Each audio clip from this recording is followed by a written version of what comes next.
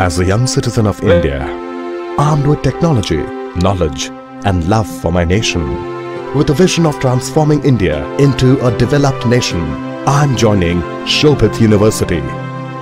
What about you? Very good morning to all the participants from India and abroad.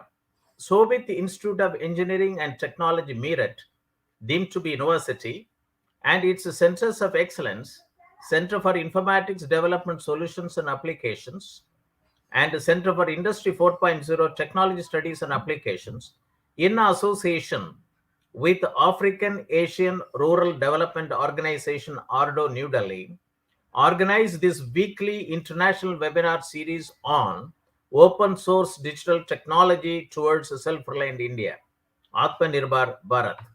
Today is 4th December 2021.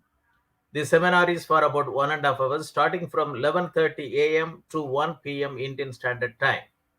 On behalf of the Honorable Chancellor, His Excellency, the Secretary General ARDO, Honorable Vice Chancellor, the faculty members of the university, and on my behalf, and as Professor Emeritus and Chairman of Centers of Excellence, Center for Agricultural Informatics and E-Governance Research Studies, Center for Agribusiness and Disaster Management Studies, Center for Informatics Development Solutions and Applications, and Center for Industry 4.0 Technology Studies and Applications, and Center for Health Informatics and Computing.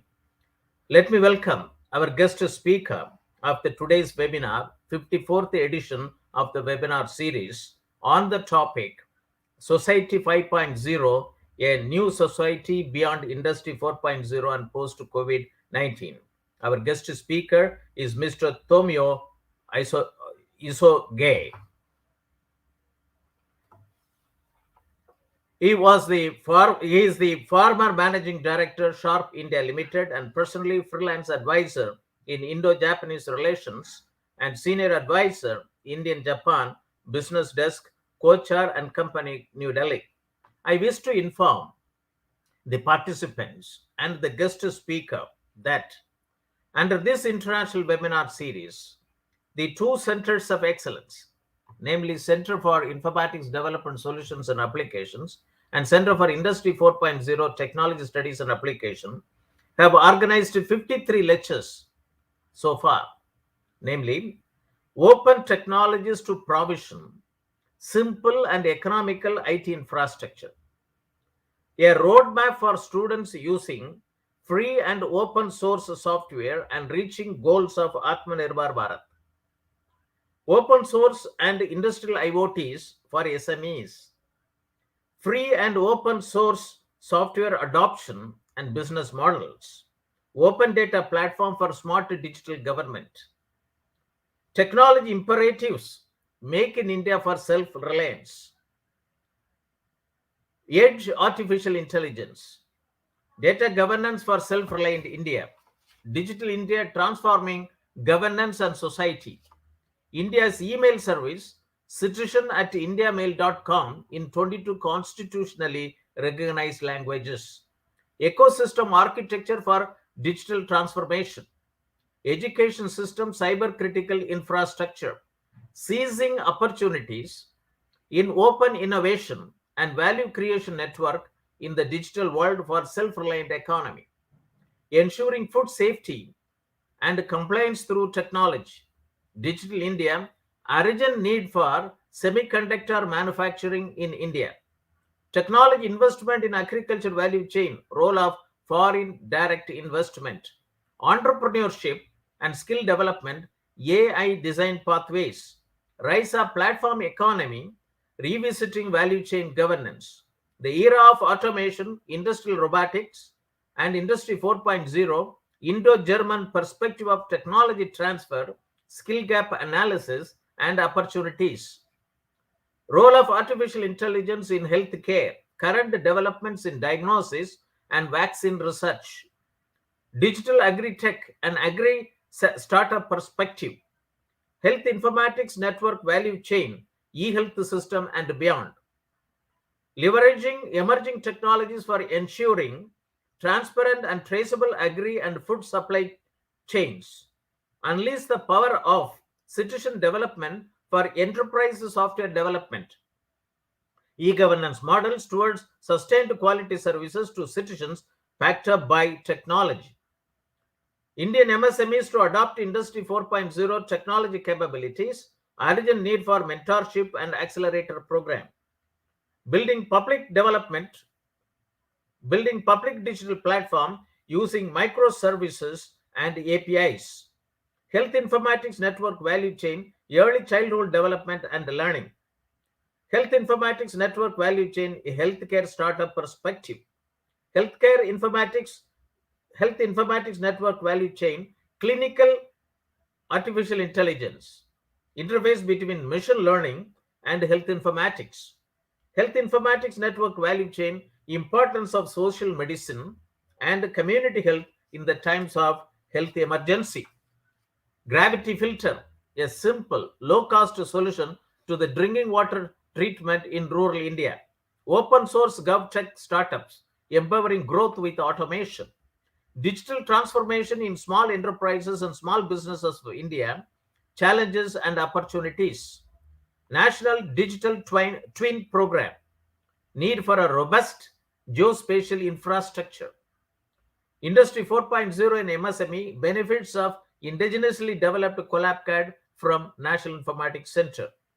Mass serialization and anti-counterfeiting solutions to fight illicit trade.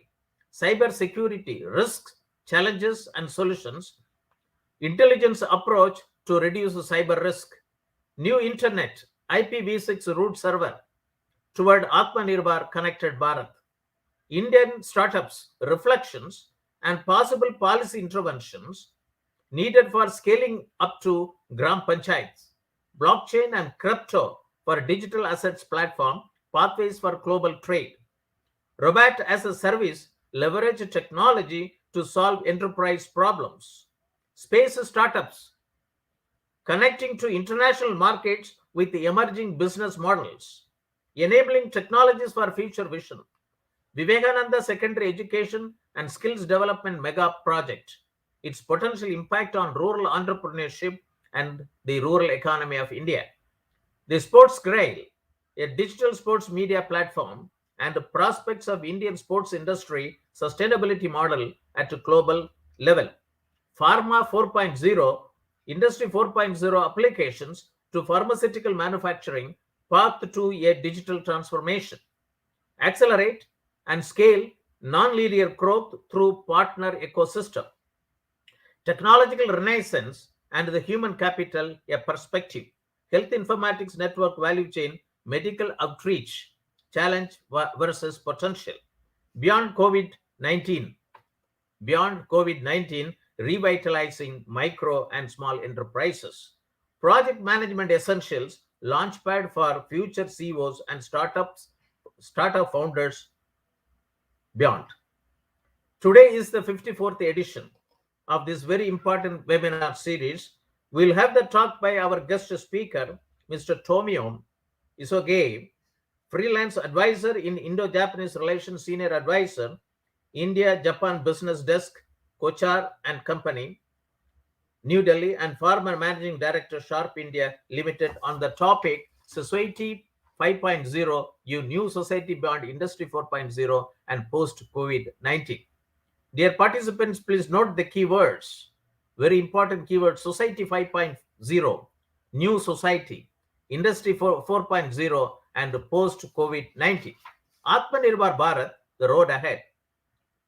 This is the vision of the Prime Minister, Honorable Prime Minister of India, Shri Narendra Modi, of making India a self-reliant nation, rested on 5 I's: intent, inclusion, investment, infrastructure, and innovation, and based on 5 pillars, namely economy, quantum jump, not incremental; infrastructure, one that represents modern India; system, 21st century technology driven; vibrant demography, demand, whereby the strength of our demand and supply chain should be utilized to full capacity; vocal for local to make it for global, is a demand-based economy system which is self-producing and self-consuming.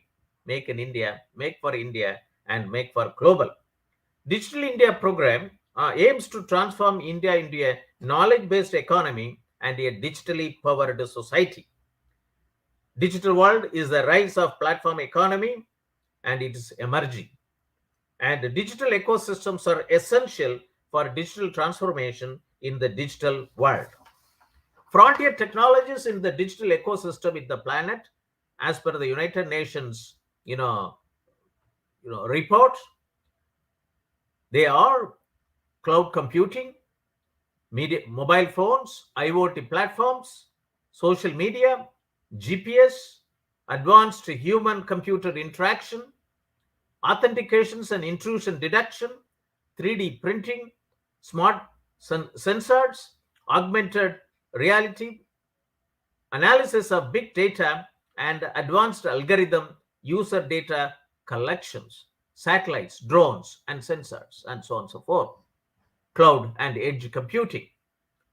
10 emerging technology making an impact in 2020 according to published reports: AI, artificial intelligence, 5G, IoT, serverless computing, biometrics, augmented reality, virtual reality, blockchain, robotics, natural language processing, and quantum computing.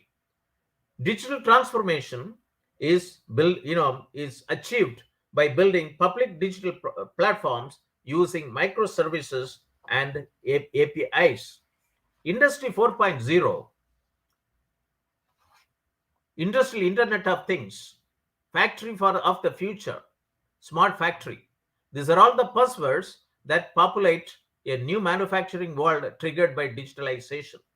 For our understanding, the smart technology includes cyber physical systems, Internet of Things, Industrial Internet of Things, cloud computing, cognitive computing, artificial intelligence, augmented reality, additive manufacturing, simulations, and system integration. Success comes from as to how we understand Industry 4.0 design principles. These have been categorized into as below and as below, and each category is itself a complete value system. Which are they? Interconnection, mission to mission, information transparency, robotic type technical assistance, decentralized decisions. We have an ecosystem. I've done a situational analysis as far as India is concerned. We have Digital India 2015, Make in India 2015, Skill India 2015, Startup India 2015, Atmanirbhar Bharat 2020, and Mission 2022, doubling farmers' income by 2022. I was involved as the leader for two subgroups, Volume 11 and Volume 12B. Volume 12B talked about digital technology in agriculture, and which talks about 7 mission mode projects to be undertaken to digitalize Indian agriculture. We have Agriculture 4.0, digitally empowered farming, community. Industry 4.0, digitally empowered industrial manufacturing. And Society 5.0 is digitally empowered society, that is Japanese. Germany is the land of Industry 4.0. Japan is the land of Society 5.0. Today we'll have a very important talk by a very important person. Technological renaissance and the human capital in industry, agriculture, and health for rural India transformation. Human capital refers to the skills and expertise that allows the individual to do the task more productively. Health capital can include qualities like education, technical, or on-the-job training, health, mental, and communication skills. And health capital allows an economy to grow with human capital increases in areas such as science, education, and management. It leads to increases in innovation, social well-being, equality, increased productivity, improved rates of participation, all of which contribute to economic growth. Digital health platform is a multidisciplinary domain in, involving many stakeholders, including clinicians, researchers, and scientists with a wide range of expertise in healthcare, engineering, social sciences, public health, health economics, and data management. Three most popular domains of digital health technologies include telemedicine, wearable technologies, and augmented and virtual reality. Computational simulations, modeling, and machine learning approaches can model health related outcomes. One Health and Eco Health. National Digital Health Mission of India, One Nation, One Health, aims to streamline digital health ecosystems in India. Healthcare informatics value chain. This is what I'm involved. I have been propagating digital health informatics value chain. It is a $1 trillion economy, which countries like India and Japan should take advantage of it. Human health, plant health, water health, fish health, animal health, soil health, and air health. 85% of the disease which we get come from animal. COVID-19 is one such episode. Indian healthcare systems includes allopathic system of medicine, Indian system of medicine, Ayurveda, Siddha, Unani, and homeopathy. Central government is formulating an integrated health policy, One Nation, One Health system by 2030 that would integrate the modern and traditional system of medicines such as allopathy, homeopathy, and Ayurveda in medical practices, education, and research.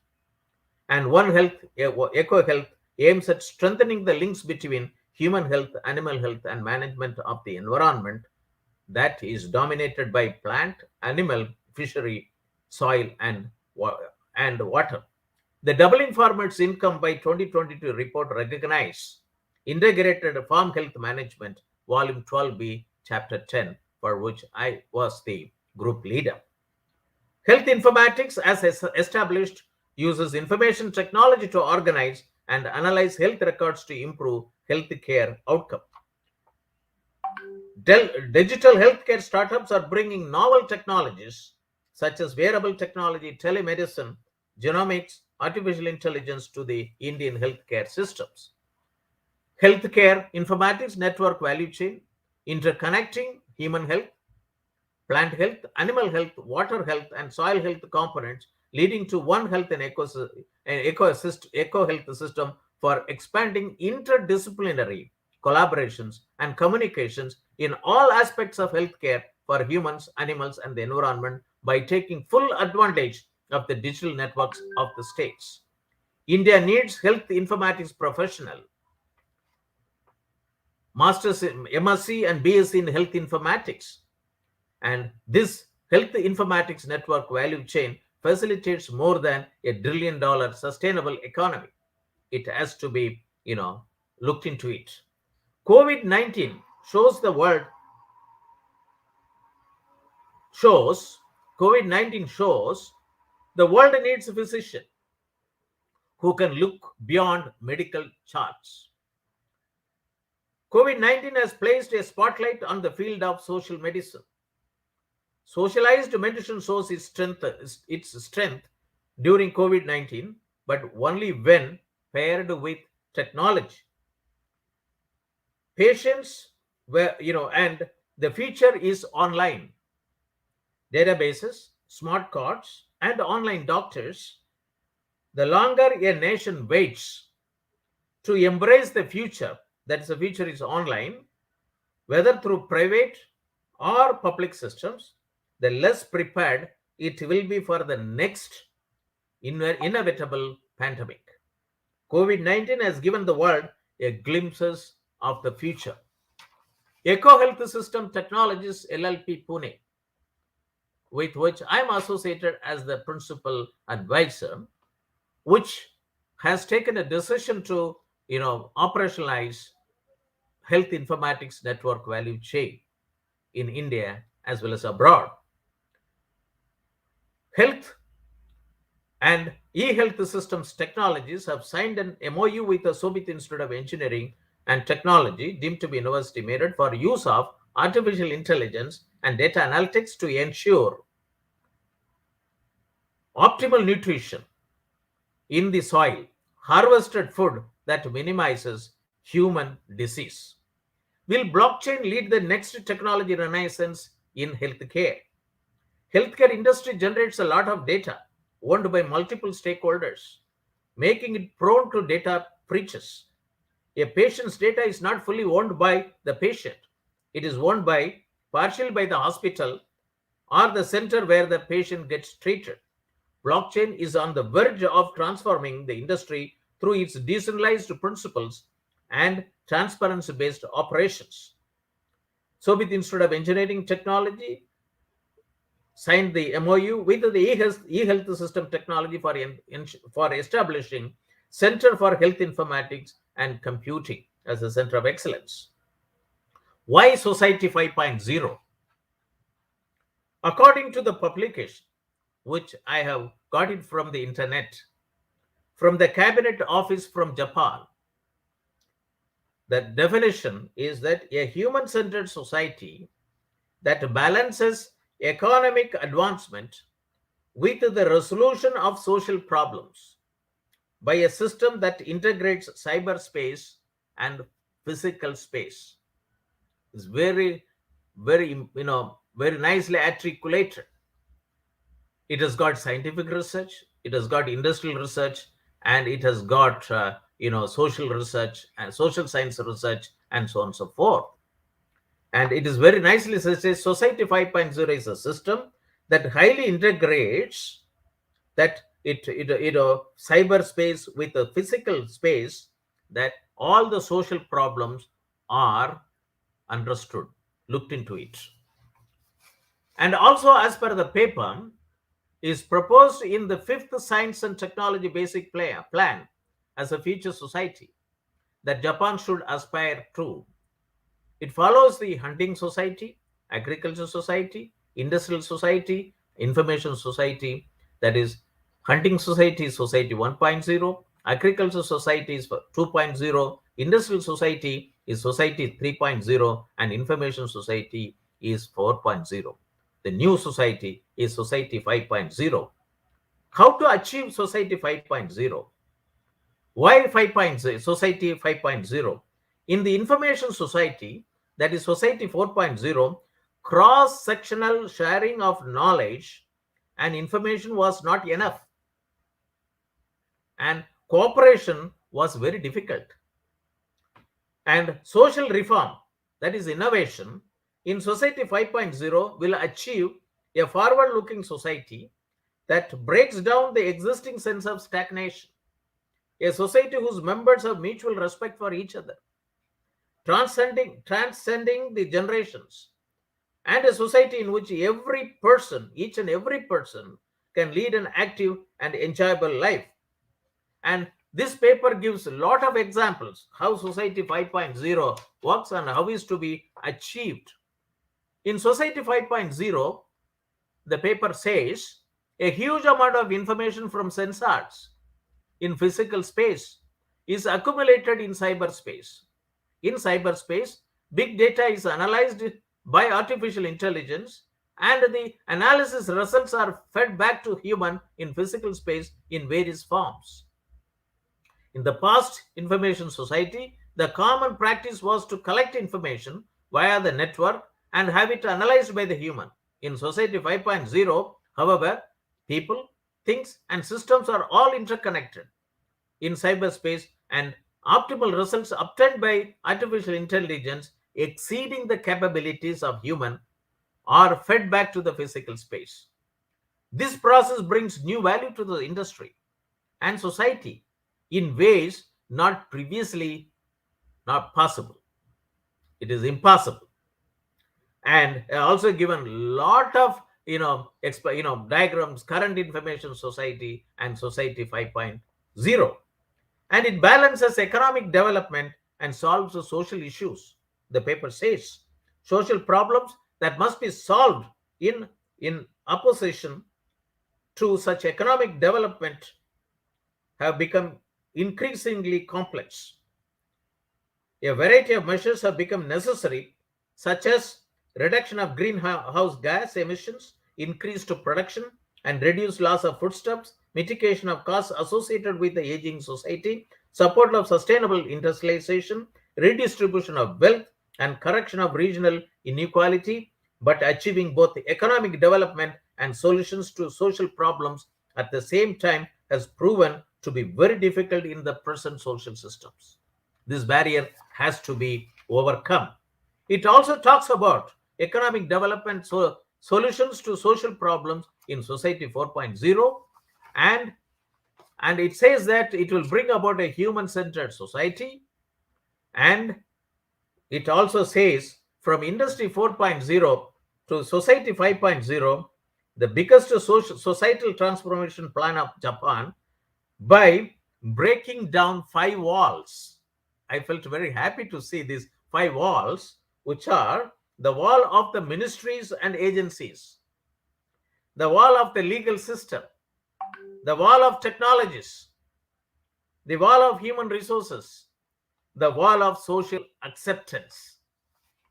And in practice, Industry 4.0 and organization overall will be the major components in Society 5.0, yet it is not the industry alone. It is about all stakeholders, including citizens, governments, academia, and so forth. Society 5.0.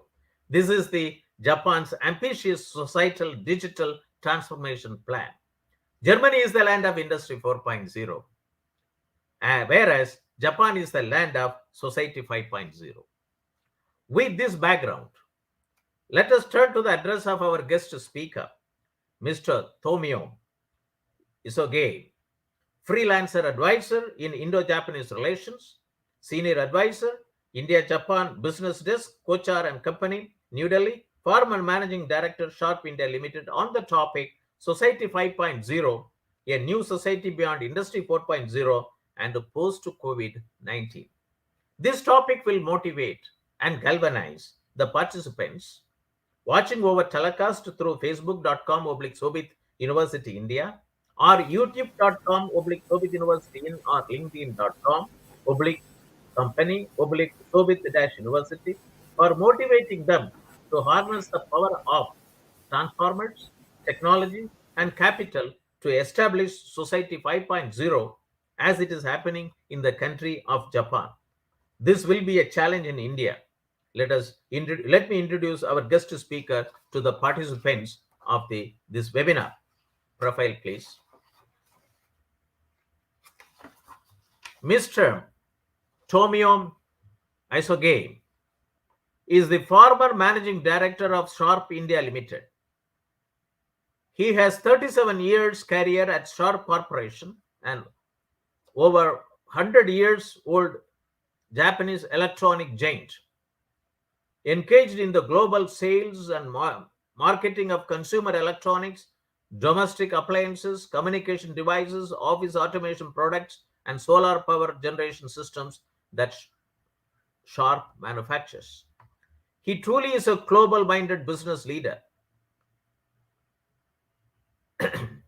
with diversified experience in more than 60 countries over the world, residing in 5 countries for more than 25 years up and until today, particularly in the emerging markets. Mr. Isogai has retired from his career at Sharp in September 2016 and returned to Japan, where he has become a member of Ayurveda Society in Japan, BKS Iyengar Yoga Association in Japan, Kansai Japan India Cultural Society in Kobe, appointed as director in November 2021, Japan India Cultural Exchange Network in Tokyo, and 22nd Century Academy in Yokohama, Japan. In early 2017, he has come back to India and has started to engage in his new endeavor to become a bridge between connecting India and Japan in commercial, academic, and cultural aspects. At present, he serves as advisor for 5 Indian companies and a pro-Japan NPO, in addition to one multinational company operating in India. The list of Indian companies which he serves as of today includes well-renowned law firm Kochhar, and Company. From September 2017 to May 2019, Mr. Isogai has been appointed as adjunct professor at Ajinkya D.Y. Patel University in Pune for its BTech, MTech, BBA, MBA students. From July 2019 till January 2021, he has been appointed as adjunct faculty at the MIT ADT, that is Maharashtra Institute of Technology, Art, Design and Technology, University Pune, in India, to teach and coach its BBA and MBA students at College of Management. In February 2021, he has been appointed as a visiting faculty at MIT World Peace University, Faculty Management for its BBA and MBA students. And from 1st April 2021, he has been appointed as an honorary member of and an advisor to an NPO, Indo-Japan Business Council, Pune. In May 2021, he was engaged in a voluntary project under the initiative of two organizations of Ayurveda professionals in Japan to collect a rescue fund to provide medical aid materials to cope up with the second wave of COVID-19. The Seva project has successfully executed with a sum of Indian rupees 48 lakhs and donated materials to 11 institutions in 5 states. Some of the prominent titles of his speeches and representation include Look East, Act Global, Cross-Cultural Perspective, Global Marketing and Cross-Cultural Management, Leadership and Team Building, Japan's Calling, Opportunities in Japan for Indian Youths, Critical Importance of Indo-Japanese Bonds, Indo-Japan, the Strongest Partner, Do's and Don'ts, 10 Rules to Make a Success with Japan, Society 5.0, your new society beyond Industry 4.0 and post-COVID-19, Make in India, Challenges and Opportunities, Corporate HR Policy, the most important key to sustainable growth in business, and IKIGAI, the Japanese secret to a long and happy life. And today, we are going to listen to the address on his very important topic, Society 5.0, a new society beyond Industry 4.0 and past COVID-19. We welcome our honorable speaker, Mr. Tomio Isogai, to the international webinar series on open source digital technology for self-reliant India, Atmanirbhar Bharat. Over to you for your address. Thank you. Thank you very much, Professor Moni, for this your kind invitation and a very nice introduction. I thank all the organizers to welcome me on this very important auspicious occasion. I think Professor Moni has already made a great introduction to Society 5.0. And I'm going to repeat the same introduction maybe in my course of lectures here today, but it is important for you to get it all in your mind. And taking this opportunity, I like to talk about India-Japanese, relations, which is very, very important. In the future will become even much better and much stronger and much more important for the sake of the world economy, for the sake of world peace. So let me just start sharing my screen.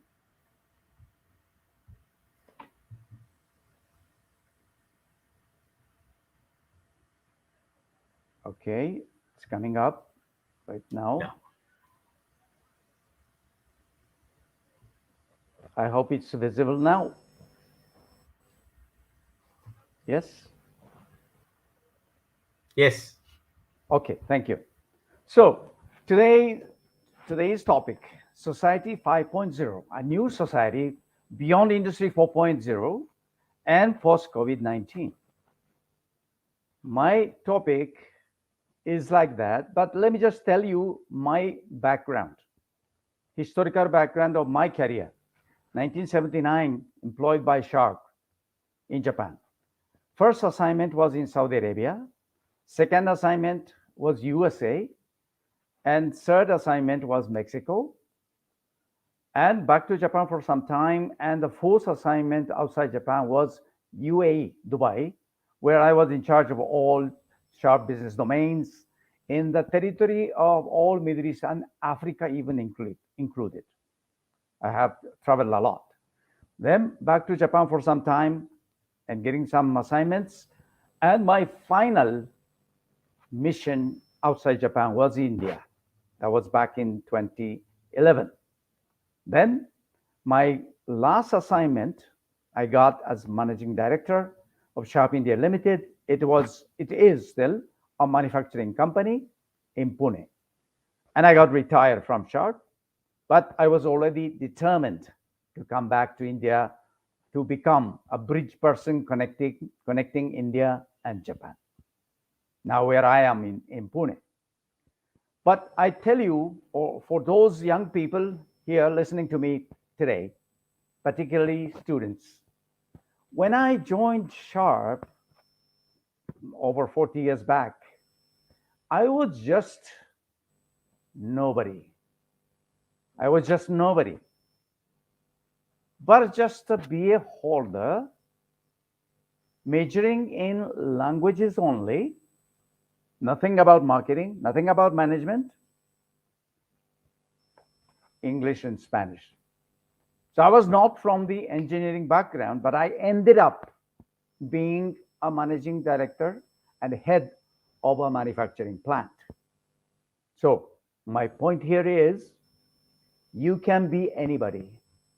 You can be as you want. If you are determined and if you keep continuously making efforts, you get it done. Okay, today's topics for my discussion. Number one, different perspective and commonness between Indians and Japanese. Number two, beyond Industry 4.0. This is the main topic of discussion today. Number three, becoming world class. Number four, 5 ways COVID-19 has changed in workplace. Number five, how to survive in a VUCA world. Have you heard about this VUCA? I will talk about that. Okay, but before getting into this subject of Industry 4.0 and Society 5.0, I have to tell you that I am not from the engineering background. I'm not a researcher. See, I'm like a business person. I'm more than a marketer, but just a manager in the business. So what I'm going to talk about today about Society 5.0 is just to share some information that I got. And some of them are already briefly introduced by Professor Moni. Now, first thing I like to share with you is this global map, the world map from the global standard. In this map, you see India, Japan. Okay, we are in the Asian group, but in this map, Japan is looking so much far away from the United States, but that is not very true, because we are not looking at the world this way. We only look at the world this way. Look at this. See, the Japan is much, much closer to United States of America than you may think, because this map you're very familiar with, but this is just from the European point of view. See, and Japan is located in the very far east. No. From our point of view, very far east is here, New York City, right? So that's a very different perspective. That's the first thing I like to share.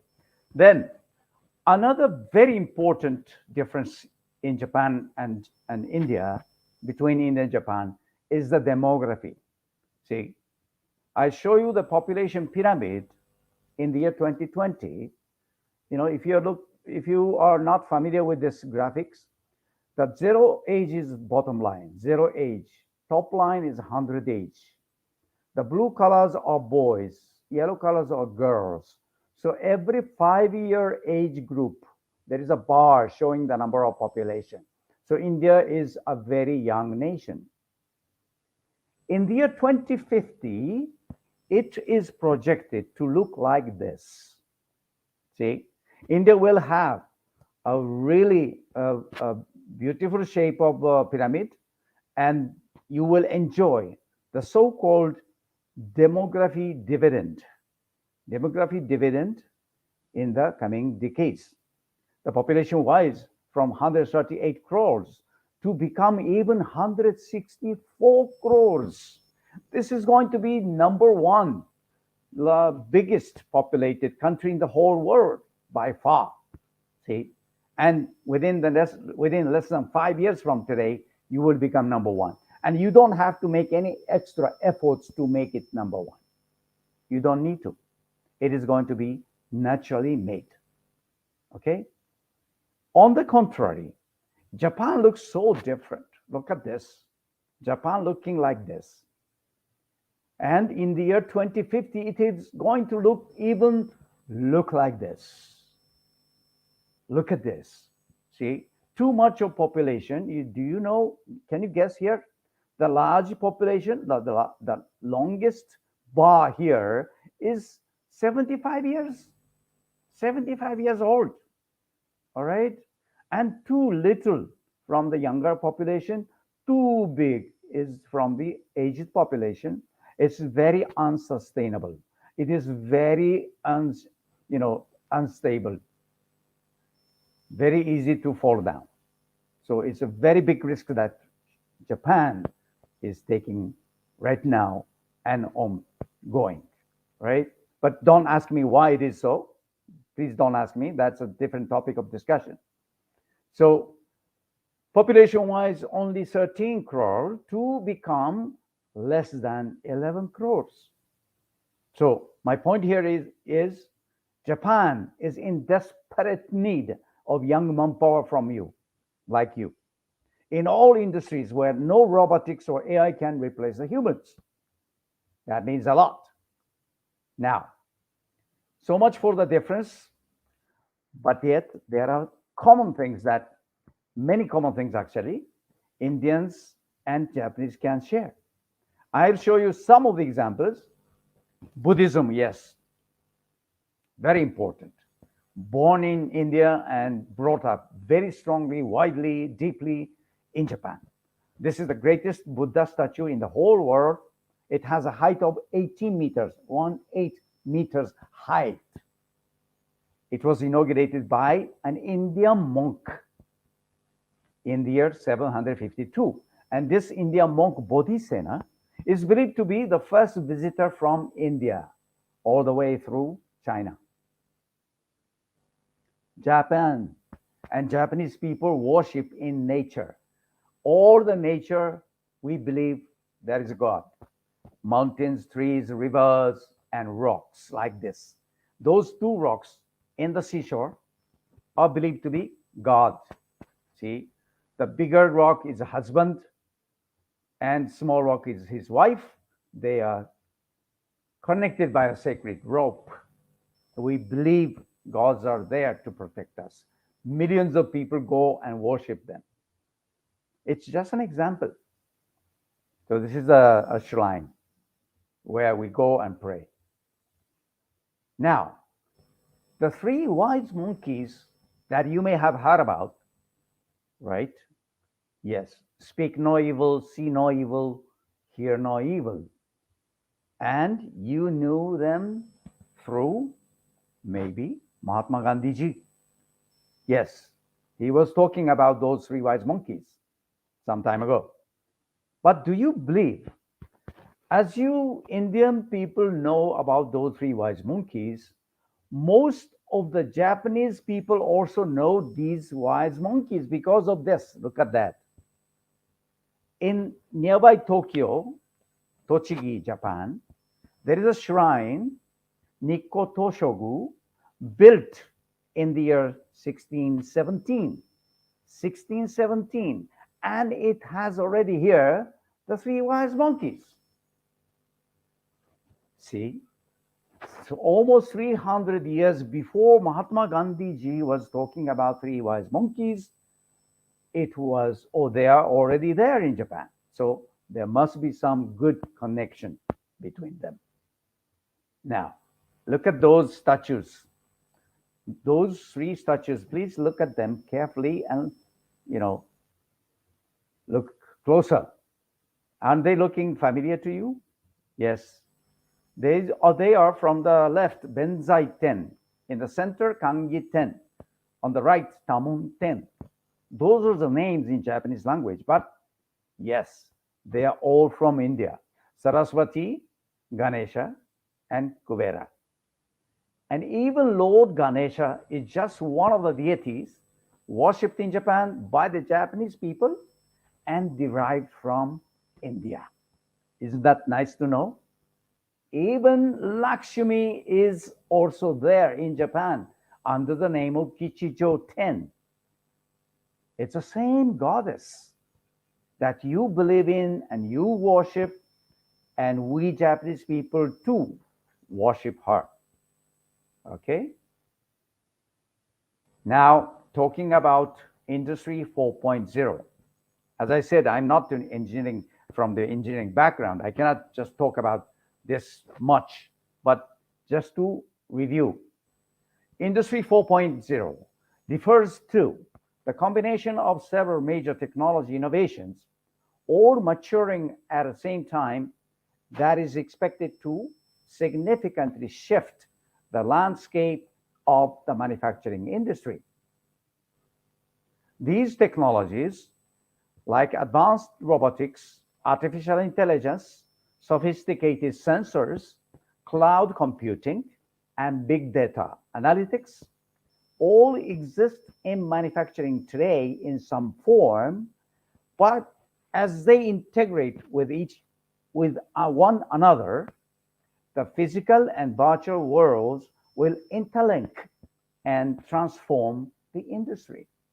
So this is the basic definition of Industry 4.0. From the first industrial revolution in the 18th century, the second industrial revolution in 19th century, and the third revolution was, in 20th century, and we are living now in this fourth industrial revolution, which is Industry 4.0. Now, there is a marketing 4.0 in America. Just to take a look at that briefly. Marketing 1.0 was product-driven marketing. Marketing 2.0 was customer-centric marketing. Marketing 3.0 was human-centric marketing. And marketing 4.0 is a marketing approach that combines online and offline interaction between companies and customers. But now today, because of this pandemic, it's not just between companies and customers, but between the companies and its employees, their employees, right? In fact, and in an increasingly online world like today, offline touch represents a strong differentiation. It's a very important point. Marketing 4.0 also blends style with substance in building brands and ultimately complements machine-to-machine connectivity with human-to-human touch to strengthen customer engagement. So here is Marketing 4.0 as well. We're living with that. Now, what will be the next? So beyond Industry 4.0 and Marketing 4.0 is the Industry 5.0, maybe? Yes. Human-centric, sustainable, and resilient, which is by the This is the European Union. Industry 5.0 is characterized by going beyond producing goods and services for profit. It shifts the focus from the shareholder value to stakeholder value and reinforces the role and the contribution of industry to society. It places the well-being of the worker at the center of the production process and uses new technologies to provide prosperity beyond jobs and growth while respecting the production limits of the planet. It complements the existing Industry 4.0 approach by specifically putting research and innovation at the service of the transition to a sustainable, human-centric, and resilient European industry. So this may be the concept by the European Union. Yes, but it's not the subject that I'm going to talk about today. It is going to be Society 5.0, proposed by the Japanese government. As Professor Moni has briefly introduced, yes, the history of mankind reveals that evolution of human society has been fueled by technological advances with key steps along the way as Society 1.0, hunter-gatherer society, Society 2.0, agrarian society, Society 3.0, industrial, and today we live in Society 4.0, which is information society.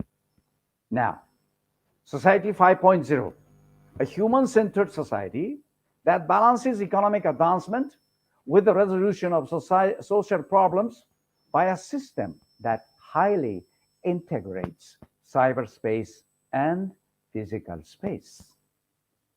So this is the image: Society 1.0, Society 2.0, Society 3.0, Society 4.0, and new society, Society 5.0, right? In Society 4.0, which we are living, cross-sectional sharing of knowledge Mr. and information. Tomio, can you put the previous slide? Let the people also watch it for some time. Okay, here. Thank you. Yeah, this is the visual image of how human society has evolved from the very, very ancient age, right? Yeah. Can I move? Yeah. Yes. Yes. Okay. In the current Society 4.0, where we are living, cross-sectional sharing of knowledge and information was not enough, and cooperation was very difficult. There is a limit to what people can do. The task of finding the necessary information from overflowing information and analyzing it was a big burden, and the labor and scope of action were restricted, of course. Social reform or innovation in Society 5.0 will achieve a forward-looking society that breaks down the existing sense of stagnation, a society in which each and every person can lead an active and enjoyable life, and the role, of course.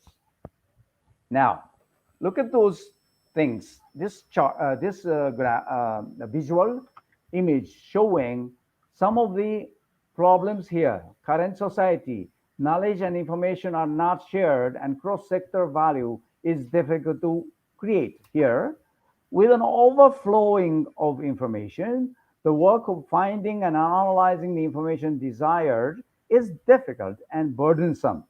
See? And a variety of constraints exist with respect to social problems such as aging for society and regional depopulation, making a sufficient response difficult, right? People do a large amount of work, their abilities has limitations, and the behavior of the physically challenged is also constrained. So now in the Society 5.0, what will be looking like? Yeah, see, IoT will connect all people and things.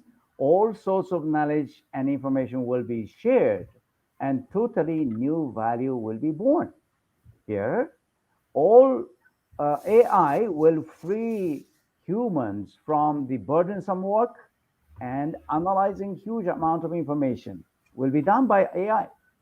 Here, the social look at this one here.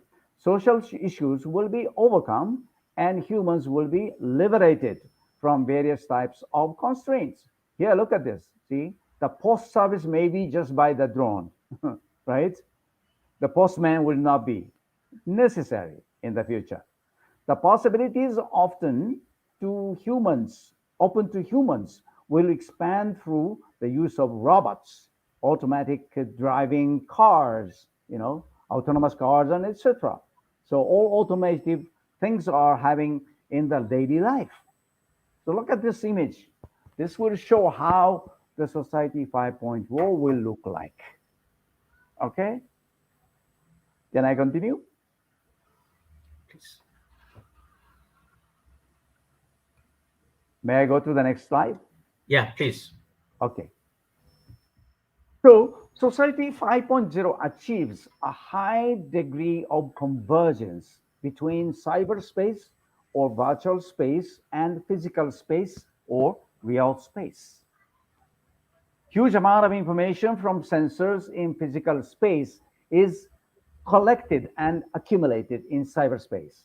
In the cyberspace, this big data is being analyzed by artificial intelligence, and the analysis results are fed back to humans in physical space in various forms. Things and the systems are all connected in cyberspace, and optimal results obtained by AI exceeding the capabilities of humans are fed back to physical space. So look at this image. So this is the current society 4.0. The upper side is a cyberspace, the downside is a physical space, right? And those are individually connected.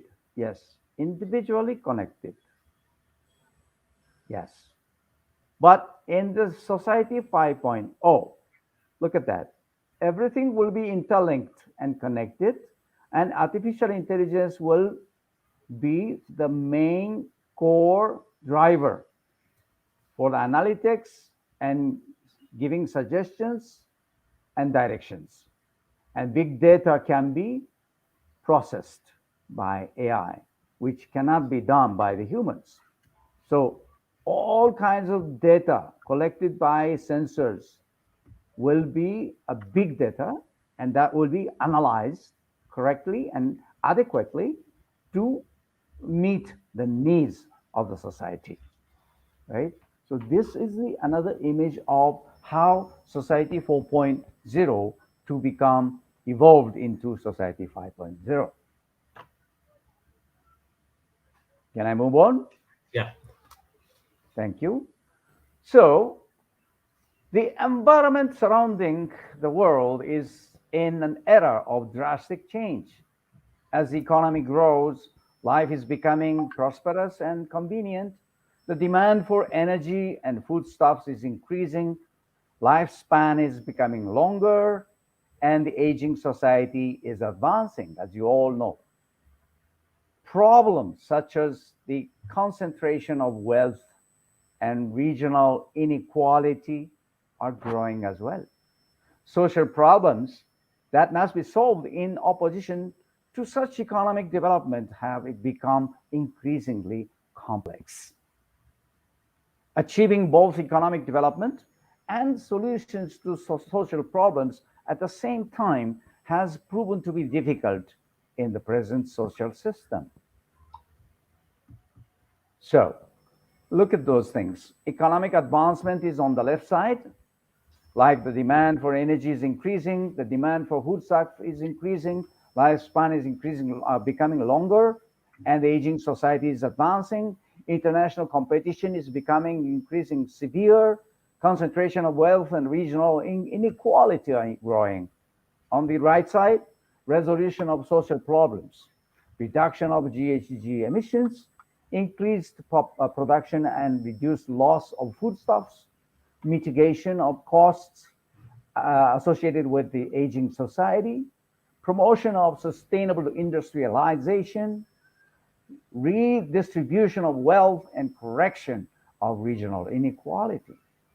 So, incorporating new technologies such as IoT, robotics, AI, and big data in all industries and social activities provide goods and services that granularly, granularly address manifold latent needs without disparity. So, to become a balanced economic advancement with the resolution of the social problems, the combination of those economic advancement as well as the resolution of the problems is balancing. That is the goal for the society 5.0. So look at this image, the economic development and solutions to social problems in society 5.0. Here, preventive examinations, medical examinations, robot-supported caregiving will be a reality. Plus, extending healthy life expectancy, reducing the social costs. Here, energy diversification is going to be, developed, and local production, plus stable supply of energy, GHG emission reduction will be also achieved. Here, optimal value chain and automatic production by robots will be, prevalent everywhere.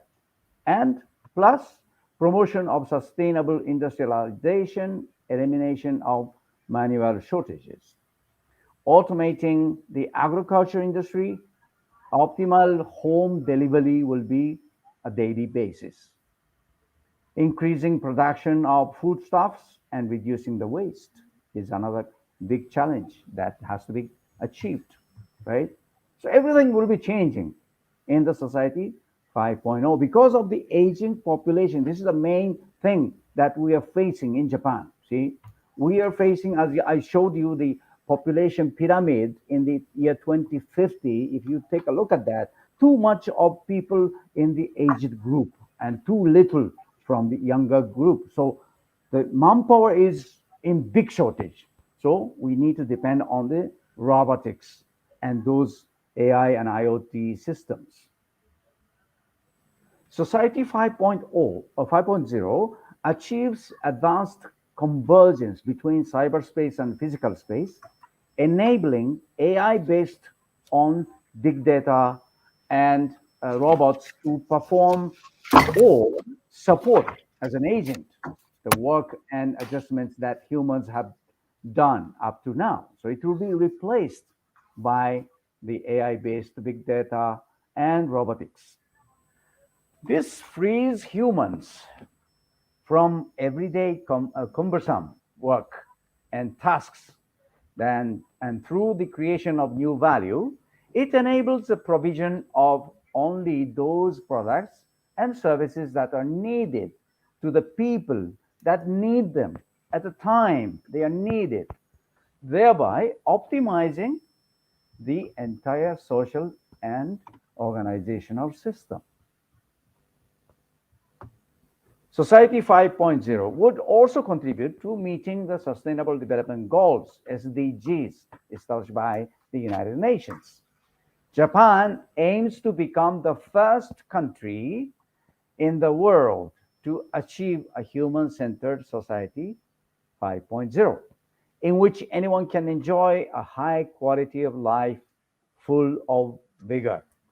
It intends to accomplish this by incorporating advanced technologies in diverse industries and social activities and fostering innovation to create new value.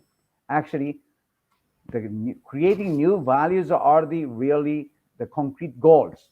And some of the examples of the new values are already introduced by the Japanese government in mobility sector, healthcare sector, and caregiving, manufacturing sector, agriculture sector, food manufacturing sector, and disaster prevention, which is very important, and energy conservation, right?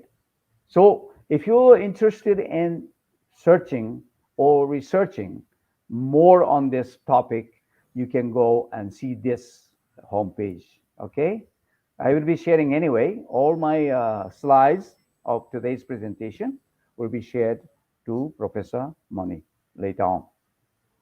So last slide of Society 5.0. A human-centered society is looking like this, with comfort, vitality, and high-quality lives. Look at this family.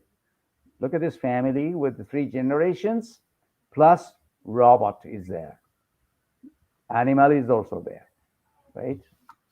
So it will provide goods and services that granularly address manifold latent needs without disparity.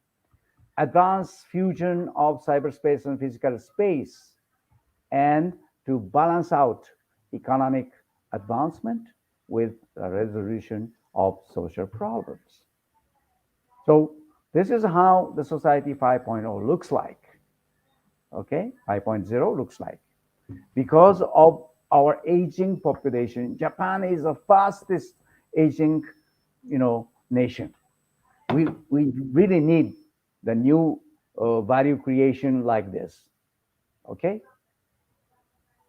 Now, Japan and India Vision 2025 is shared. Special strategic and global partnership we have become already, India and Japan. It's not just a bilateral relations. And Japan-India vision statement says, the partnership, both leaders welcomed the launching of the comprehensive Japan-India digital partnership with the vision to develop IoT and AI solutions for societal benefits and explore joint collaboration in emerging technologies by utilizing the Japan-India Startup Hub in Bengaluru.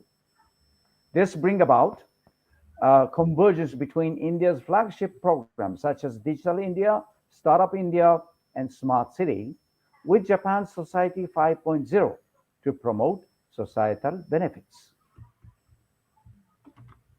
As a concrete agreement was reached by the 2 nations in the field of information and communication technologies, ICT, by the both countries on 5G technologies, telecom security, submarine optical fiber system, spectrum management, smart cities, high altitude platform for broadband, disaster management, and public safety, etc. This was agreed in January this year. Okay. Now, I truly admire Swami Vivekananda. He once said in 1894, when he was in Chicago, Western efficiency and dynamism combined with Indian spiritual values will create the best management system in the world. Very well said. And India has done a great job following his words, but take a look at the reality. Okay. Human Capital Index ranking 2020 by World Bank. The ranking in 2020, Japan was number 3. Top 10, Singapore, Hong Kong, Japan, South Korea, Canada, Finland, Macau, Sweden, Ireland, and Netherlands. Do you know how India was ranked? India was ranked 116. Very low. Vietnam 38, China 45, Brunei 56, Malaysia 62, Thailand 63, Sri Lanka 72, Indonesia 96, Philippines 104, Nepal 109, and India was even below them. All right, it's a long way to come up. Global Competitiveness Index by World Economic Forum 2019 showed Japan was ranked in number 6. The top 5 are Singapore, USA, Hong Kong, Netherlands, and Switzerland. India was number 68. See, those are your neighbors. Okay, one more thing. Ease of doing business ranking 2020 by World Bank. Another reality, Japan was 29. It's not so high. The top 10 are like this. And India was ranked 63. Look at your neighbors. See? You are better than Brunei, Vietnam, and Indonesia, Bhutan, Nepal, Philippines, but you are not better than Malaysia, Taiwan, Thailand, and China. So you still have a long way to come up. One more thing. Global Manufacturing Risk Index by 2020 by Cushman and Wakefield, amongst 48 countries analyzed, risk ranking shows that Canada was number 1, means least risk country. Number 2, USA, Singapore number 3, Germany number 4, and China number 5. But good news here. Cost ranking shows number 1, China, number 2, Vietnam, number 3, India, number 4, Malaysia, number 5, Indonesia. So in this survey, India is better than Malaysia and Indonesia, but still behind China and Vietnam. And the baseline ranking also showed number 1, China, number 2, USA, number 3, India, number 4, Czech Republic, number 5, Canada. So again, India has done a great job, number 3 right now, but still behind China and USA. See, number 3 here, number 3 here. Not bad, but still you are lagging behind China in a big time. So you have to catch up as quick as you can. You have to run up. So my suggestion to you, there is the only shortcut. One only shortcut is to work with Japan. Okay? So my message to you, Japanese teamwork and accountability combined with Indian Jugaad concept will create the best manufacturing system in the world. The great hero Swami Vivekananda was talking about management system. I'm talking about manufacturing system here. Okay? And if you are really serious about learning things from Japan, there is a great book here, Becoming World Class, Lessons from Made in Japan, authored by a researcher, Dr. Prem Motwani, the ex-JNU professor.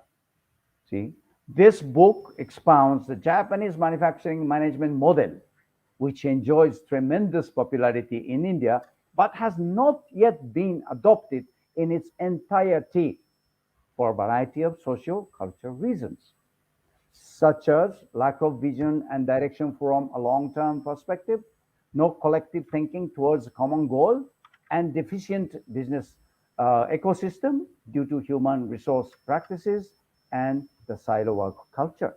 So he's talking about what is wrong with Make in India. So this is published by some media. I'm just skipping, but this author has been conferred the great highest civilian honor by the Japanese government, the Order of the Rising Sun. So this is at the Embassy of Japan in New Delhi.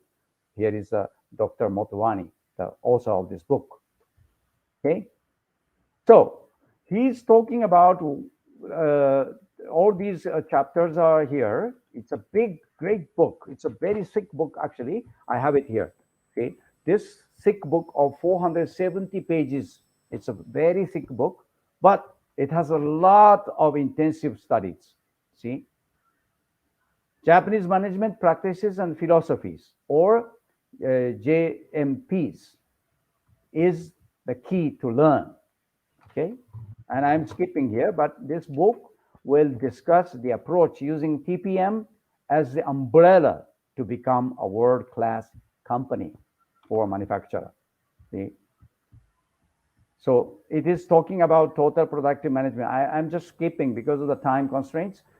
Please look at them if you are interested. No, please carry on. There is no time constraint. It is Okay. a very important topic. That's... You are talking about it. Let us not have a time constraint.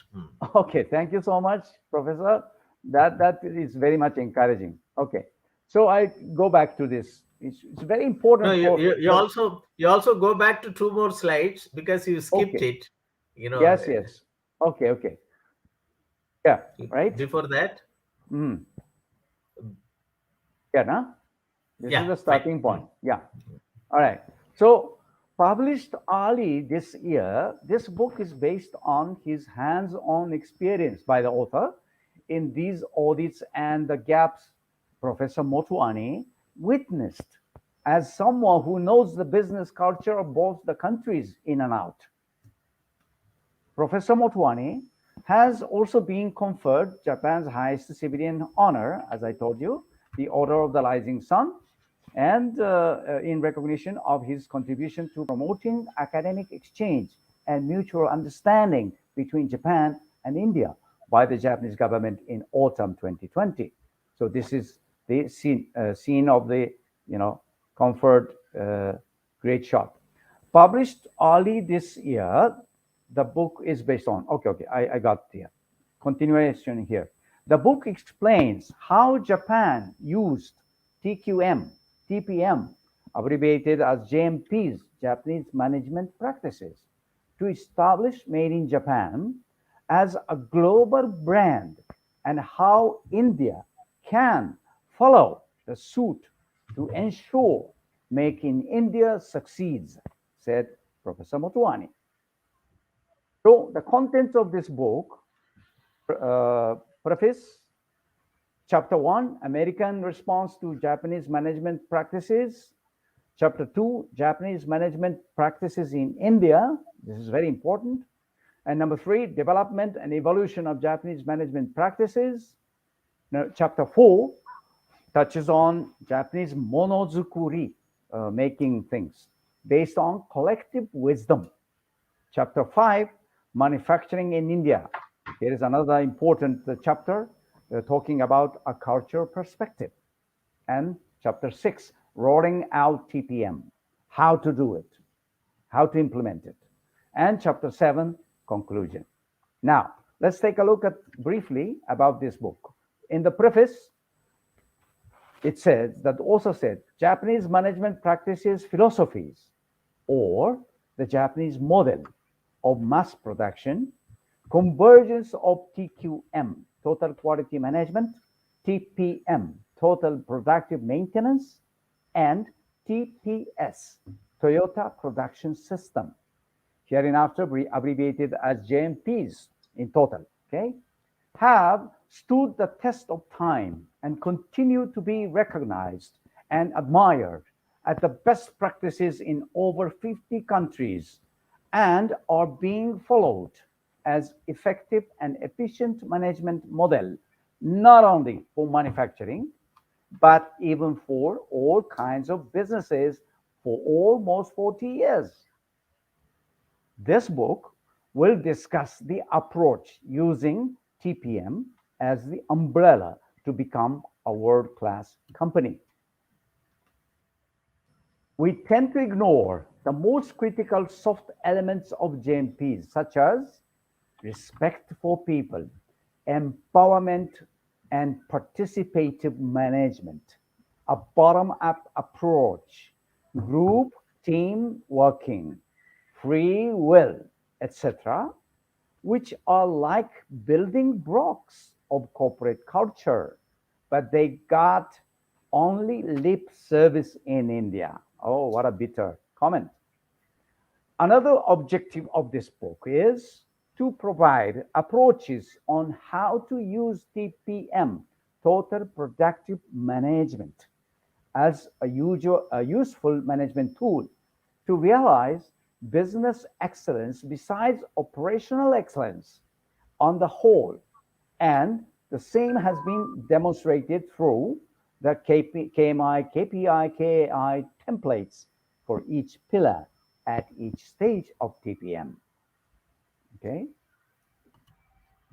JMPs, the Japanese manufacturing practices, with focus on TEI, total employee involvement, and people development are the ideal methodologies for India. This is very important for you to take note. What India needs is to develop a mass manufacturing model of its own by evaluating the potential and limitations of JMPs in India and selectively adapting, creatively modifying, and innovatively hybridizing the JMPs as well as the new American Lean model. This book focuses on explaining the gaps in practicing TPM in the Indian setting and using it as a business tool, and is more of a practical guide to the underlying concepts and principles and cultural aspects that are helpful in creating the system to cover every aspect of business activity. So this is the main point. Okay. Conclusion. Now, conclusion in this book. What the author said.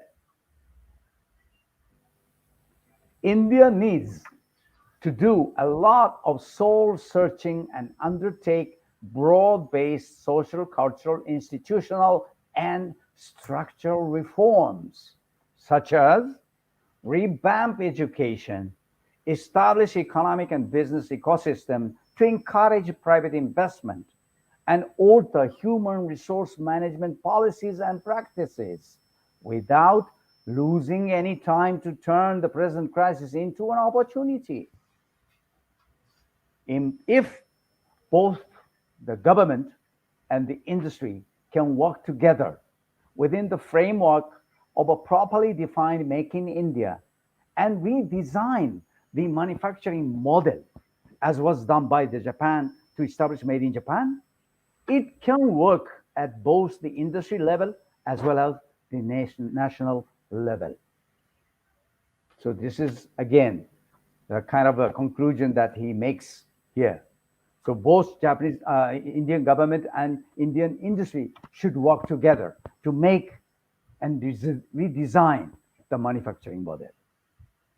Now, I showed you this contents of this book, but if you are not having much time because it's a very thick book like this, then I recommend you all, if you are in the management of the manufacturer, you must read Preface, Chapter 2, Japanese Management Practices in India, and Chapter 5, Manufacturing in India, A Cultural Perspective, and its conclusion. Those 4 chapters must be read, at least, minimum. Okay? But I tell you here, I'm not getting any single paisa as a commission for this book. I tell you this, okay? I'm just recommending this because I believe you should read this. And if you're really interested in this book, please let me know and I will connect you to the author. Author will send you directly. You know, Amazon is selling, yes, at 1,200 something. But if you contact the author directly, he will send it to you at a discount rate. Yes, I'm sure for that. Okay. Now, 5 ways COVID-19 has changed workforce management.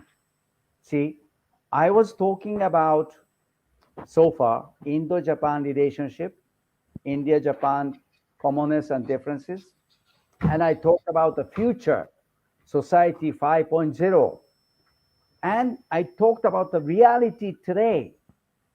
See, all these competitiveness, ease of doing business, where India is there, India is ranked. This is the reality. Society 5.0 is a future, but the present time, we are hit by the COVID-19. Now let's take a look at the reality here again and the present situation. There are 5 ways COVID-19 has changed in the workplace. In this article here, the world's response to COVID-19 has resulted in the most rapid transformation of the workplace. Working from home has become the new normal, and we've gone from digitizing the relationship between firm and customer to digitizing the relationship, yes, between employer and employees. COVID-19 is also a catalyst to reinvent the future of work for managers who take the opportunity to make things better than they were.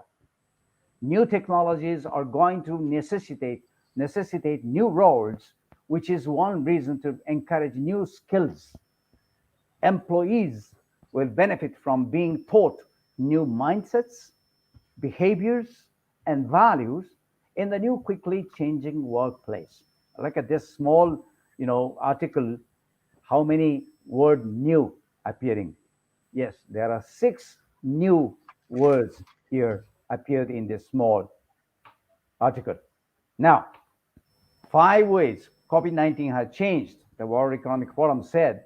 Number 1, rapid reskilling and upskilling, quick adoption of new advanced technology, as everyone already experienced. Number 2, changing leadership and management competencies, corporate culture and leadership skills focus on empathy. I put a red mark, empathy. Number 3, a culture of trust, transparency, and openness, all to be supportive of one another. Yes. Number 4, individual and social well-being is sought after. Mental, social, physical, and financial well-being is very well sought after now, more than ever. Number 5, working in a more agile way. Simpler, faster, and less expensive ways to operate are also being sought after. See, we all agree, I guess, 5 ways that COVID-19 has changed the workforce and management itself. Now, from my experience of 40 years of career, let me tell you and share what are the key elements, 4 key elements of a strong team. What 4 key elements make a strong team from my point of view and from my knowledge? Number 1, T for transparency. Yes, it appeared in the previous slide as well. E for empowerment.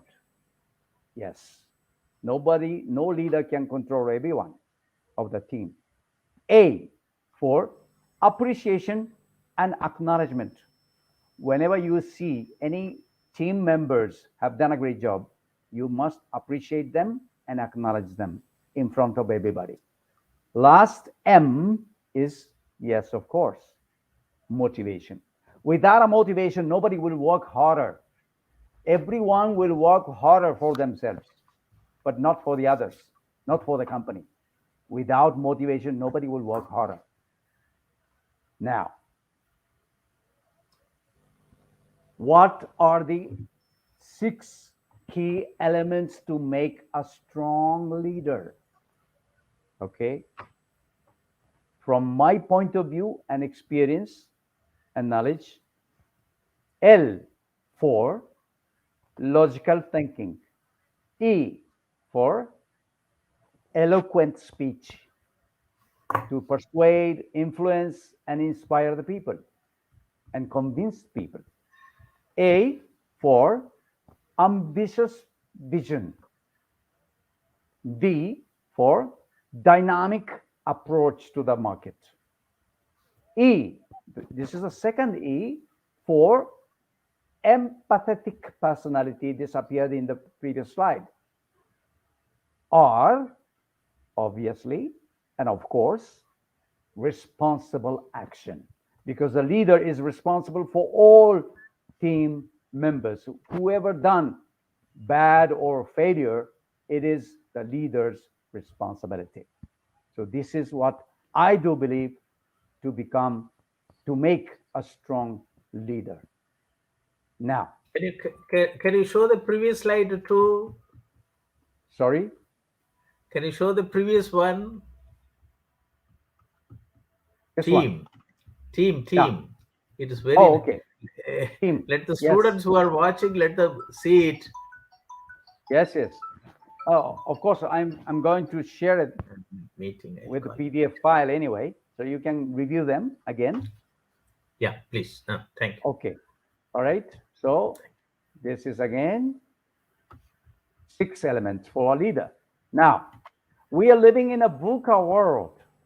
Volatility, uncertainty, complexity, ambiguity, as you all know. And we are experiencing, especially after the pandemic. This is the real VUCA world we are living in. Okay?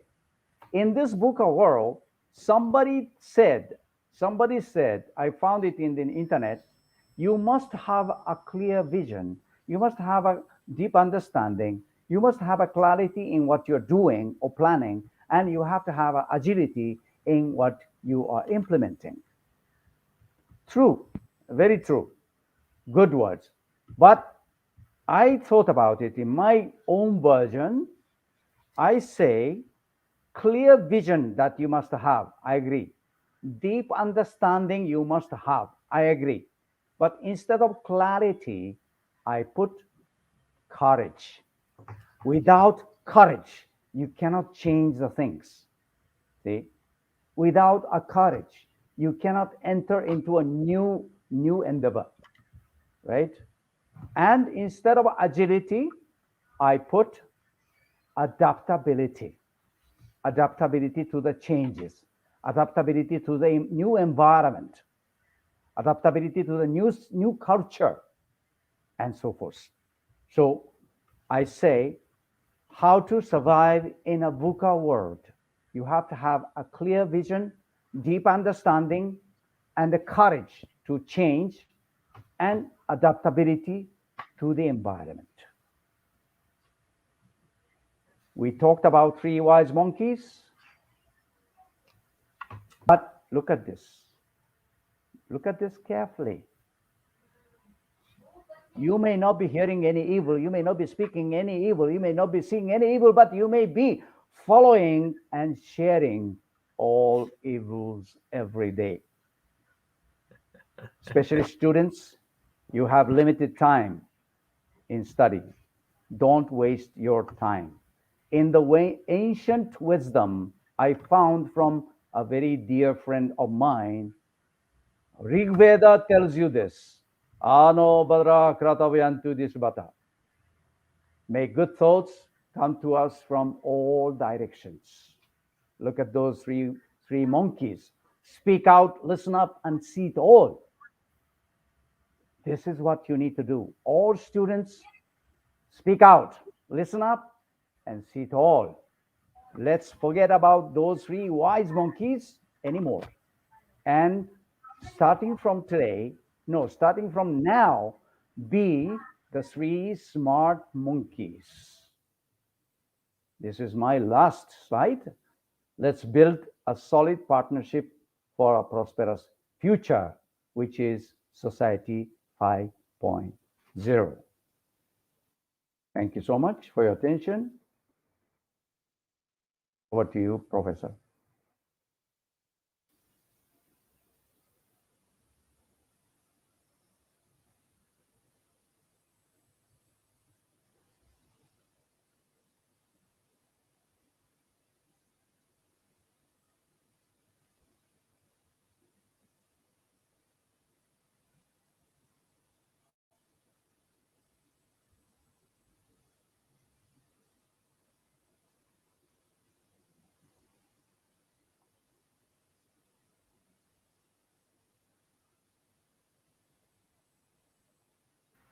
Thank you very much for your very innovative, very courageous, and you explained VUCA world very effectively in your own language. That's why you started with that you were nobody, but you have risen to this level because of the concept which you adopted, that VUCA.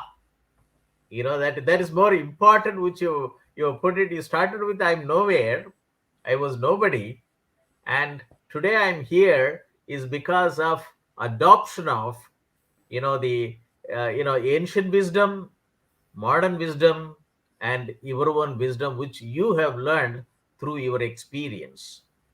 I think, it's much more than, teaching management science to the people. You have did a management by practice.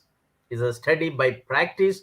You have shown to the the students through this platform and co-learning platform, to the whole world, not only from the viewers and listeners of today's webinar series, but it is some of my earlier colleagues, who they said it, Professor Moni, you are now become a part of global warming. After seeing this title, they commented that, Professor Moni, you are become a part of global warming. I told him that, like this, I will ready to create more global warming rather than global, cooling. It is very important, because today the way in which you talked about it, I was quite. I was as a. I have become a student to watch, listen to your talk very, minutely, and immersed in your talk. And this is what you have, society 5.0, you said it, beyond industry 4.0 and post COVID-19. And this is that, it's very important that how India and Japan have to work together in a partnership mode, because they have culturally united. I was really moved, and that's why I worshipped when I saw that. And you explained, which I didn't know, that the hills were the natural resources are worshipped in Japan. And you also said it, two hills, they have been knitted through a yarn. Here, husband and wife in is the Hindus are knitted through Mangala Sutra. It is this once again. It's a yarn which they do it, on an auspicious day and the wedding day. But here it is a natural things that everybody to see. Two hills have been, they have wedded together. They have been worshipped together, and it's a big revealing to even for Hindus in India.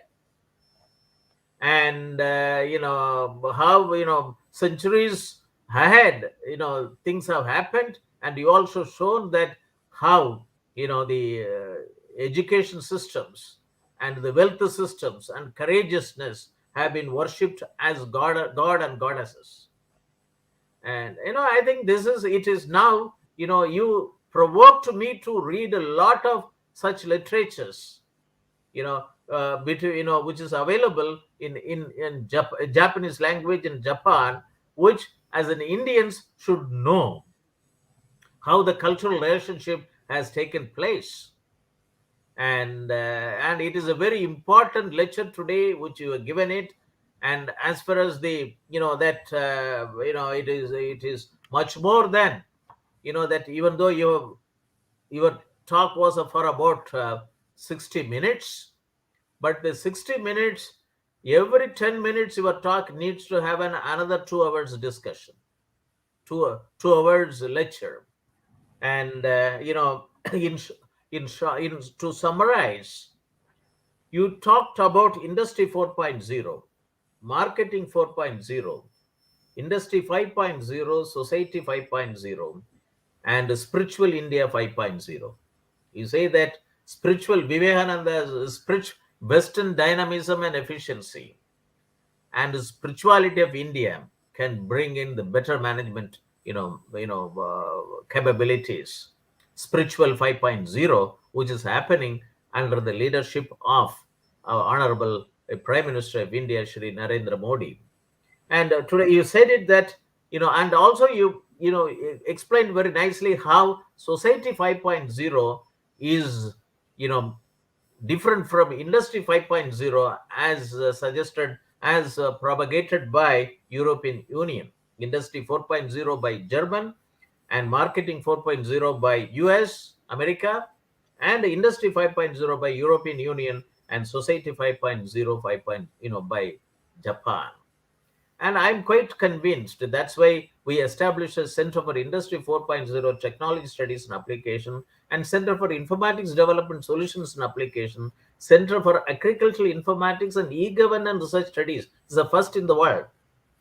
And it has been established in the Soviet Institute of Engineering Technology, because as a technocrat worked in government, and from 1985 onwards I was involved in you know you know getting involved in digitalization of rural systems. I was the project director for District Information System of National Informatics Center called DISNIC, which covered about design and development of 28 sectoral database bottom up process, and also village level information system, smart village. When I looked at it, that 28 sectoral database development included agriculture, animal husbandry, fisheries, industries, education, and so on and so forth. 95, after the Rio 8 summit recommendation, of 1992, I thought that as a technocrat which is working in the agriculture sector, I should bring in the adoption of Rio 8 summit recommendation. I had the first conference in 95 May, which gave the blueprint for IT in agriculture. When I was operationalizing this one, I might have visited both under both the district program as well as IT in agriculture. Might have visited more than 450 districts in the country. I was able to see the rural distress. So I, as an IITian, I did my MTech Computer Science from IIT Chennai, 1976 to 78 batch. I thought that as a person born and brought up in rural India, and as an IITian, and also a technocrat working in Government of India and National Informatics Center, I should bring technology for rural systems, rural India. So, and I thought that all the projects, which 15 informatics network, which I was, I have visualized and operationalizing in India, I thought that I should convert this agricultural informatics network, which I called it Digital Informatics Network for Farmers, Digital Network for Farmers, DNF. And it should be converted as an academic discipline to train students from rural area to have agriculture as a preferred option rather than leaving agriculture.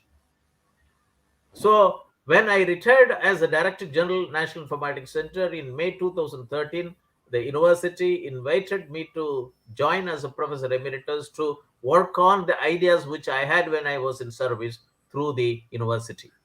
That's how the 5 centers of excellence have been established. We launched MTech level programs, MBA level programs, postgraduate diploma level programs. One is on agriculture.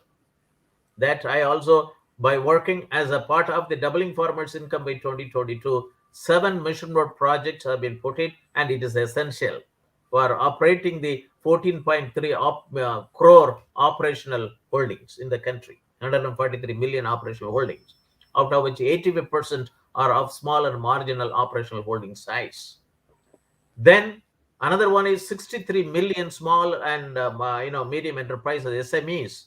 How to digitalize it? This is where we set up a Center for Industry 4.0 Technology Studies and Application, and to have an e-governance program built up through standards, best practices, Center for Informatics Development Solutions and Applications, and to promote health informatics, to make health informatics network value chain, which has got about $1 trillion economy.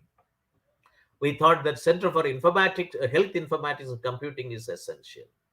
So we are looking with how to make rural economy self-reliant through digitalization of agriculture and e-governance, and agricultural informatics, agricultural business management, and the Industry 4.0 and health informatics. Today, your talk has reinforced our considered views and opinions to train skillfully the students from rural India and also from urban India to work for digitalization of rural India. It's very important.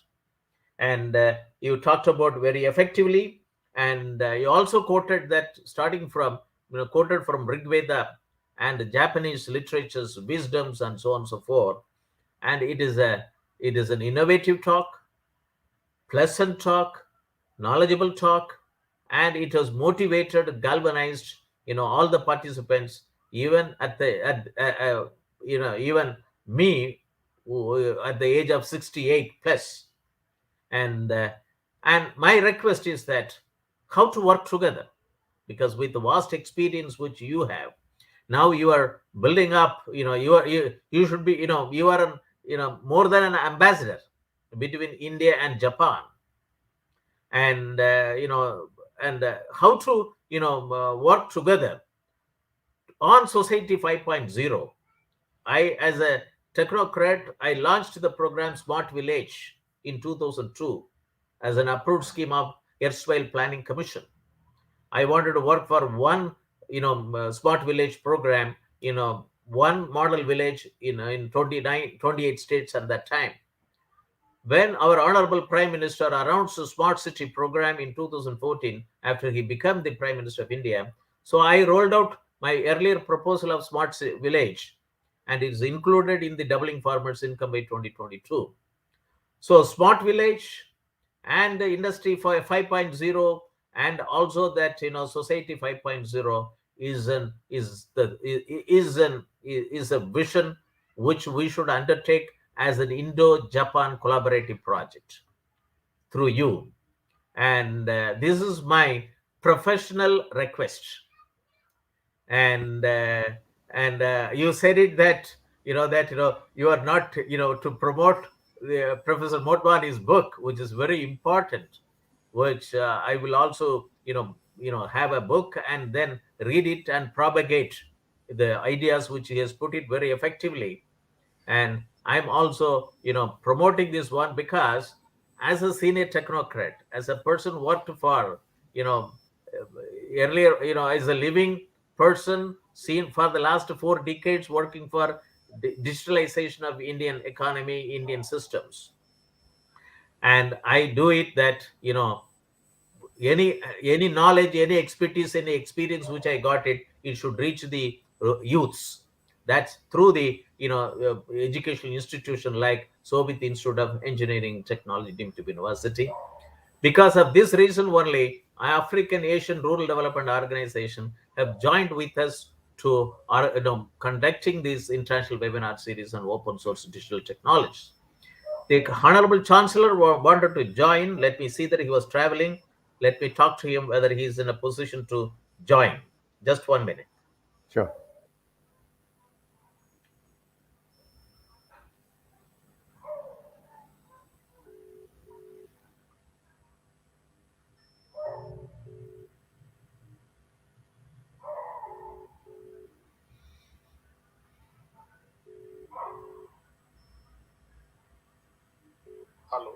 Hello. Good afternoon. Are you in a position to join? I'm trying to join. Just now, actually, I reached. Okay, just wait. Just seeing. Okay. In case I will be positioned, I will join. Otherwise, if I am not joining in coming 3-4 minutes. No problem. I will send you the link. I will send you the link through WhatsApp.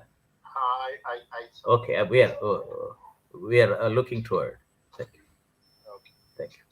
I think he's gone to the campus at Gango, and he's just now joined. He said that within another 4 minutes, if I join, well and good. Otherwise, he said that he wanted to convey his regards to you, and we'll have a meeting. Thank you. Thank you. He's joining. He's just now reached the campus. Yeah. And it is now, let us, Mr.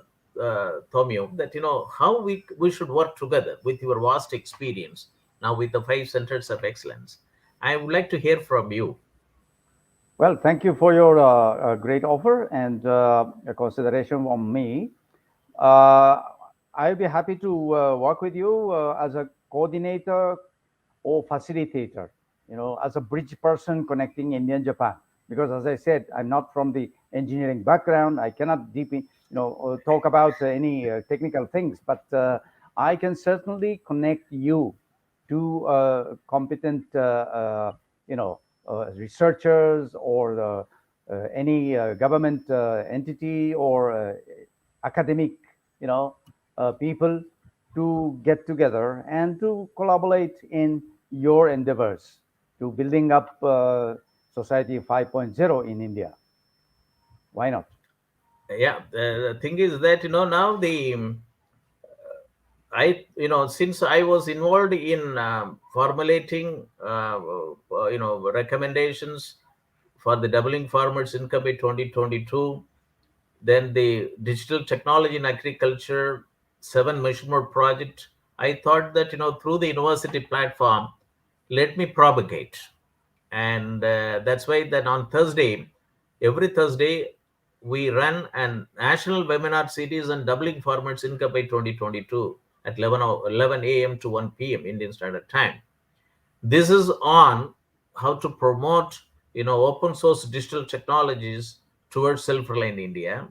And experts in policymakers, technocrats from both India and abroad participated, and it has raised its the credibility of this platform very effectively. And each talk we would like to bring it out as a technical paper or a policy paper, because it is needed for sending to the government, and which we will be doing it. And your talk also today, we will be in a position to make it, and we'll send it to you uh, for uh, for corrections, if any, for sending as a policy paper to the government. And it's very important because today you have covered every aspect, you know and we should the crisis should be converted into an opportunity. Your last slide you put it. There are reports, World Economic Forum report and World Bank report. I don't know why people are not looking into it. All 715 districts of India are run by the top class bureaucrats, administrators. It's a one glass of breed, Indian Administrative Service. And I don't see a reason that why every district should lag behind. Every district should aspire to be a well developed, industrially developed, economic center. People need not move from one district to another district. Now, digitally networked, and with the society 5.0, encompasses almost every aspect which you talked about. That is the society, the smart village concept which I talked about it. A village consists of the people, maybe 1000 structures where people live, where there is a school, colleges, school, hospitals, and so on and so forth. And we should be in a position to know who is what and who is why. And who is who. And from the education level onwards, from early childhood onwards, let every individual gets tracked. And depending upon the cognitive effort and this characteristic, the every individual should be developed, and all the disabilities should be removed. And your society 5.0 talks about it. And anybody who listens to watch your talk should be a refined person. And and many students should take up for the research work. I think it is now, I think he may not be able to join. And he said that within 5 minutes, if he is not able to join, and he would like to convey his thanks to you, we'll have a separate meeting. And I thank you very much. And we would like to work together. And please let us discuss separately that Sure. how we Yes. can work together to synergize these programs very effectively. Thank you Sure. very much. Pleasure. And Thank you. we will close the webinar and leave studio. And thank you very much for your participation. And I also thank the participants from India and abroad for joining the international webinar series on open source digital technology for self-reliant India, Atmanirbhar Bharat. on the very important topic Society 5.0, you new society beyond Industry 4.0 and post Covid-19, 4th December 2021. We thank the Honorable Chancellor of the University and His Excellency, the Secretary General, Ordo, for giving opportunity to organize the international webinar series on open source digital technology for self-reliant India. Thank you very much. Thank you. We will close the webinar and leave studio. Thank you. Thank you. Thank you. Thank you.